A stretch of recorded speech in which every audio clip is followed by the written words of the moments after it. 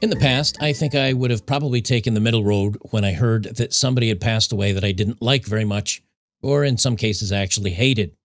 And then a young man named Charlie Kirk caught a round in his neck, and I got to watch all the leftists and those feminists and those on the left celebrate because he was no longer with us. So the time of me taking middle road is kind of gone when it comes from some of this stuff. And in this case, this is one of them. The vile, subhuman, awful human being that owned Only Fools, Leonard Radvinsky, has passed away at the age of 43 with cancer. Good. I should feel bad about saying that, but I don't. Good. What he's done to young women, what he's doing to young men in finding a way to take money from young men and fooling them into spending their money on these awful women, what he's doing to college women today in promoting this stuff, where now north of 10 by now % of all women between the ages of 18 and 25 are on this platform making content. I'm against all of it. And many of you know, if you've watched me for any length of time, I've said multiple times that I'm kind of a liberal, like traditional liberal guy, which is let everybody do what they're going to do, and we should have conversations about things, and we should hash things out. None of that's really gone away for me. But unfortunately, because of the political and social atmosphere that we're in right now, I've chosen a side, and it is to be conservative. I'm just a more conservative man now. I believe we need to have rules in society. I think this kind of content should be banned. And yes, some of you are going to yell at me and give me a hard time and say, I thought you were open-minded. That's going away. It's going away because the people that were open-minded and said, let you do you, society just went crazy. And now they start saying we should be able to let little kids decide if they're going to be a boy or girl and give them medication to support that or give them surgery to support that. They say we need to allow certain things in schools to be taught to young people. Women can do whatever they want, including selling themselves, showing themselves sleeping with people on a camera and making money for it, and that should be normalized. I came to this all in good faith, and my nose was rubbed in it. And so now you have to either be for it or against it. And I have no choice to be against things like this. I operated on good faith, and my good faith is now gone. You've destroyed it and ruined it because everybody took everything to the nth degree, and this is a case of it. So Leonid Radvinsky is gone, and good. I think it's a good thing. Experts warn of safety risks as Only Fools booms on college campuses. This is from 6 months ago. They say the phenomenon is already affecting mental health. Therapists say the instant validation from subscribers can morph into dependency, warping one's sense of self beyond the digital persona. As more students weigh short-term gains versus long-term risks, many feel caught in an uneasy trade-off between financial necessity and personal security. It is having an effect on women. This goes along with the dating apps as well. Let me just be very clear of that. This from Justice Moms. So now women are pushing back against it. It's not just us men. The Only Fools pipeline, how college campuses became recruiting grounds for this digital, I have the word removed because I have a filter on here, but spicy content. They say Statista data revealed the scale, 350,000 content creators in 2019, now up to 4.1 million by 2023. And I believe now that is closed in on 6 or 7 million by 2026, although I don't have hard data to prove that. U.S. college IP ranges now account for 18% of peak hour uploads, second only to Los Angeles County. They say the average undergraduate creator clears $1,800 to $4,200 per month, enough to erase a semester's tuition at most state flagship colleges.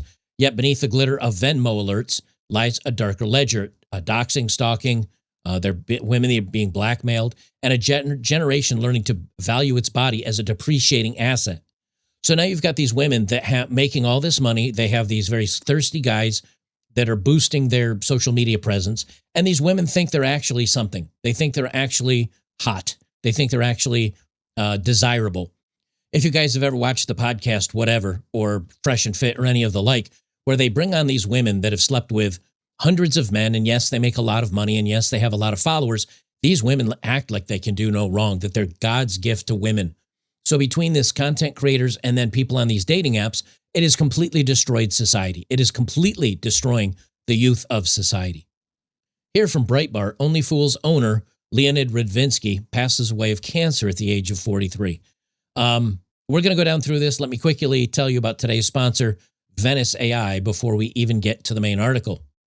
Before we get into today's main topic, let me tell you about Venice AI. As you guys know, when I do a lot of my stories or I'm looking for research, I use Grok, and I've used Grok for the last year and a half. But it does sometimes censor some of the answers, and you certainly can't ask for video or images that get a little too spicy. Well, Venice AI is the resolution for that because it is private, it is anonymized, and it gives you uncensored, unfiltered information. You know, we tell these platforms our thoughts, our business ideas, maybe ask financial questions. We give them health information, and a lot of that stuff is sensitive. Then they take all this information, they tie it to your identity forever, and then sell it to various third parties, you know, for extra revenue and for advertising. And of course, you know, they're going to give it away to governments if they ask. Venice.ai is the alternative, a truly private AI. By sending your queries through a proxy server, much like a VPN, your data is encrypted going to and from the AI servers, with the only data persisting in your browser. By clearing your browser cache or history, you wipe out everything you've ever sent, asked, made, or imagined with one click, and they have no idea who you are. That is true privacy. You can go down to the bottom of the screen and select which engine you want to use. I can use Grok if I want to. I can use ChatGPT. I can use any of them. But what they do is they make my queries anonymized. They're not private in this case because they are asking one of the large language models, but they are anonymized. But they also have selections like Venice, uncensored, Venice Medium. You'll see there's a little private tag, and it says this model's private. No prompt data is stored in any capacity. The only thing that you have is what's stored on your computer. They do the same thing for images. They have Image Turbo, which is private. They have Lustify, which I probably don't need to explain very much further for you. They have Quen. They have Anime, which is uncensored anime. I know some of you weebs are into that stuff. They even have the same thing for video. So you can get truly uncensored, unfiltered, honest AI. They'll give you the data. They'll give you the spicy photos, which obviously, this is one I generated just to see if it worked. I can't show it to you. And it's all private and it's all anonymous. That's the real key. So if you're ready for truly uncensored private AI, go to venice.ai/bachelor and use code BACHELOR to enjoy private, uncensored AI and get a 20% off a pro plan. If you've seen the prices of ChatGPT, if you've seen the prices of Grok, go check out Venice AI. I think you will be blown away at the amount of power you can get for just a couple of bucks a month, and you can get 20% off using my promo.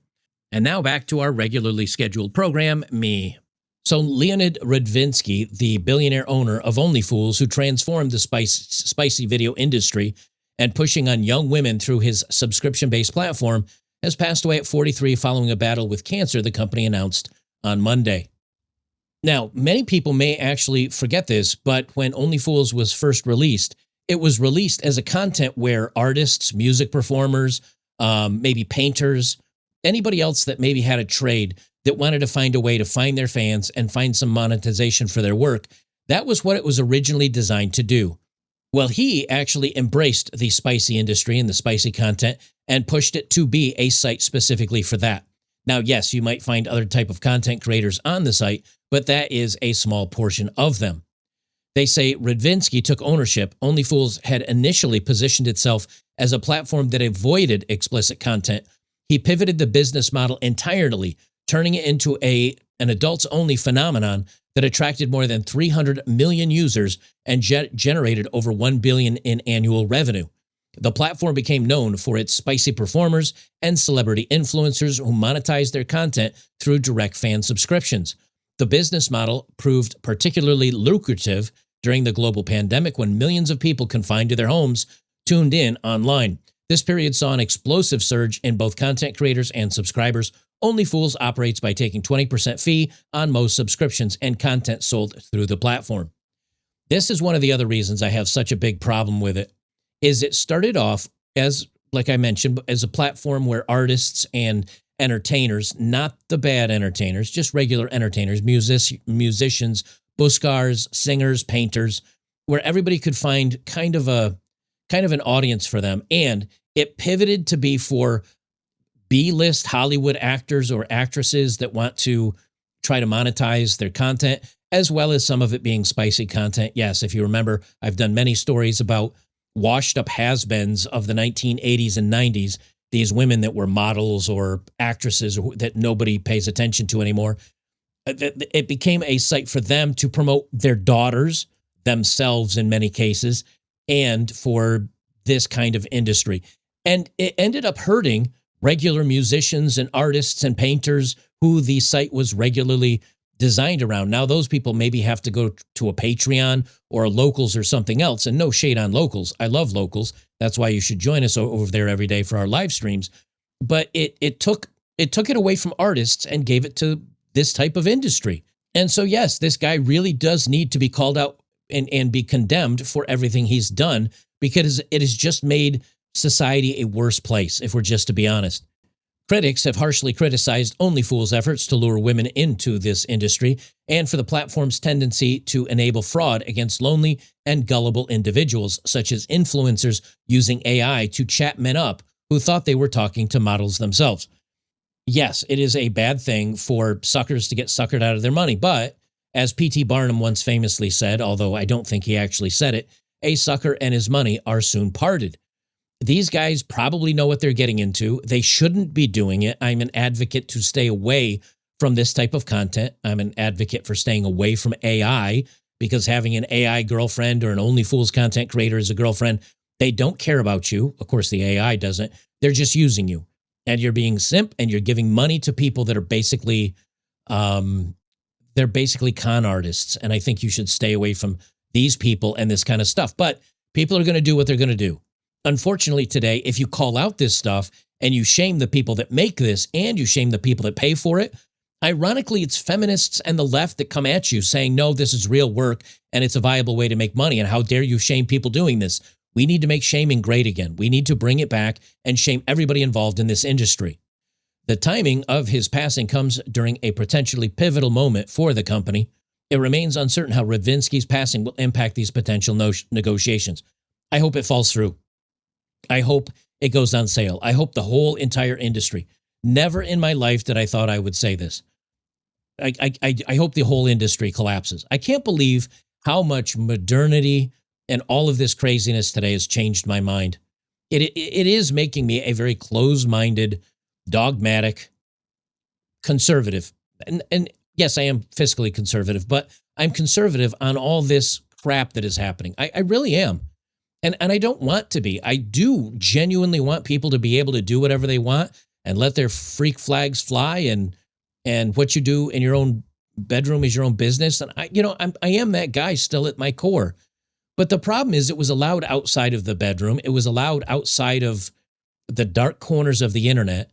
And now we have, look, I don't want to get down the rabbit hole, but there's been many reports of interviews and younger 16, 17, and even 18-year-old women that have said, I can't wait until my 18th birthday, and because they want to be these content creators. There was one recently, she was a streamer of some sort, and I forget her name and I forget all the fine details, but I remember I talked about it in one of my other stories. There was a woman that had a countdown, a young woman. She was a content creator, and she had hundreds of thousands, if not millions of followers. And she had a countdown clock on her streams that she was doing until she turned 18. And then she was going to make her content go live. And apparently she already had a bunch of pictures, spicy pictures, prepared and ready to go the minute she turned 18. So those pictures technically were of her before the clock struck 18, if you know what I'm saying. When you've got young women wanting to do and make this kind of content, and they're starting to promote it before they're even of legal age to do so, we have a big problem. And if you're still of the mindset, and I'm not saying you need to agree with me on this, but this is where my mind is going now as a man that's looking at what's happening to younger people today. If you say, yes, I don't care and all of this is fine, well, it went from the dark corners of the internet, and then it started going mainstream, and now it is in our education system. Now colleges are promoting this stuff. Now you've got women doing countdown clocks, young women doing countdown clocks until the age that they can hit and put this content out. That's not okay. we need to have some some borders, some guidelines on this stuff where we need to start being able to push back on it. And I don't want laws. I do not want more laws to wrangle in our freedoms. But unfortunately, if we don't, this kind of stuff gets prevalent. It becomes popular. And what are we doing to our future society? If you remember, I did a video on J.D. Unwin, and J.D. Unwin is a scientist and philosopher that went back and looked at 5,000 civilizations. And he found in every case where women became promiscuous and men no longer worked for the hand of women in marriage, and when men no longer competed in a healthy way for women, in other words, being a good man, having a good job, societies that he looked at, every single one of them collapsed, every single one. Well, we're heading towards that unless we start shoring up the defenses and put some guide rails on this stuff. We're heading exactly for that same fallout.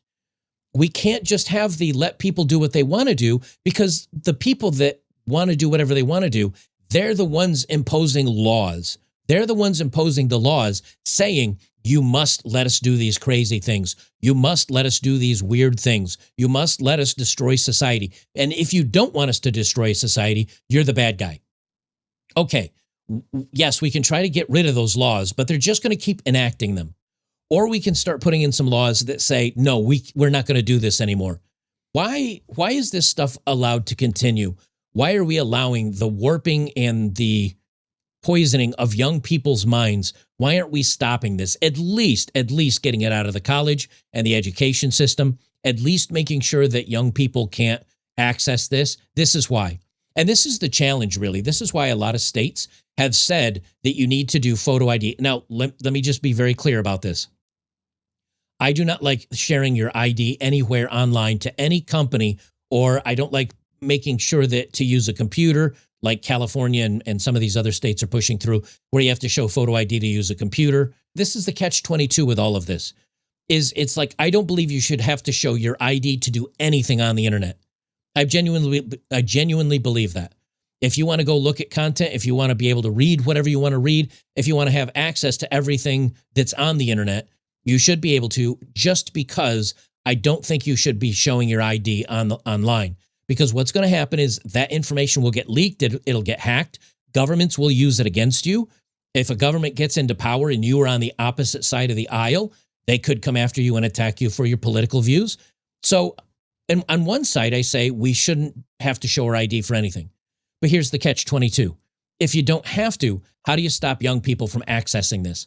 If you don't have to, how do you make sure it's out of the hands of people? Maybe we honestly need to go back to the way it used to be.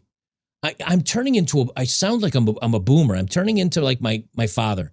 And I don't really want to. Genuinely, I don't want to. You know, I used to be the guy that loved technology. I wanted a home that when I walked in, the lights would automatically turn on, and the temperature of the room would automatically be set at a certain thing, and I could say, computer, show me such and such a movie, and it'd pop up on a 300-inch screen in the middle of my room. That used to be me. Then I started working in IT technology. Then I started working and seeing how many things were getting scraped and stolen by Amazon through their, I won't say the word. I almost said the word, but some of you have it, and I don't want it to activate. Or how your telephone, if you say a certain word, it'll turn on and start listening. I don't like any of that stuff. I'm now to the point where if my printer, my laser printer in the corner of the room makes a little bit of a noise I don't like, I'm going after it with a baseball bat. Like, that's where I am now. I'm becoming very anti-technology because all of this stuff is being used against us. And that's my biggest fear. All of this is being used to take away our rights and to silence our freedoms and to track us and to log us and everything else. So maybe we do need to take off the spicy content online. Just take it off completely and go back to the way we used to, where if you want to get this video content, you at least have to sign in with a credit card and pay 99 cents for a month of content. I think that would be fair. You know, young people under the age of 18 usually don't have credit cards unless somehow their parents gave it to them.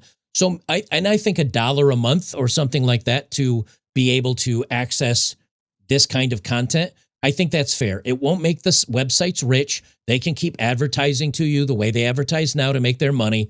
And you just have to sign up with a card and pay like $1 a month. And then you can have access to this stuff. And that way, if you're a poor college guy or some other guy that doesn't have two nickels to rub together, you can afford $1 a month to be able to watch all the video content you want to.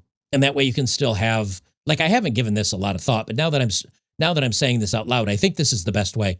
Is you just, sign up with a card. It's $1 a month. You get all the unrestricted content you want. And that way you don't also have to show your ID, and you don't have to give away your birth date and your driver's license number or any of this other stuff. And that way the government can't use your stuff against you.